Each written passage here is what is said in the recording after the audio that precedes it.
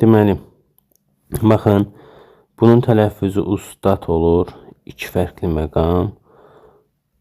Uzun saç saçdı olur. 2 fərqli məqam. Qaranlıq olur. 2 fərqli məqam. Buradakı söz fərqli sözdür. Burada bitkidir sözü olmalı idi. Bunun da tələffüzü olur. Bitkidir olur. Bitkidi şəklində olur. Ona görə hər birinin deyiliş yazısında 2 fərqli məqam mövcuddur. Demək, ikinci sualda deyir ki, fərqlənmiş söz haqqında hansı fikir səhvdir?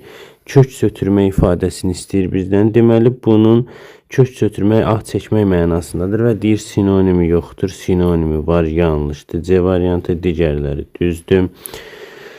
Birinin yanlış mənası səhvdir. Annotasiya müəyyən əsər haqqında qısa fikir xülasə deyil, təkrar deməkdir. Bunlar hamısı düzdür. Burada da bir problem yoxdur.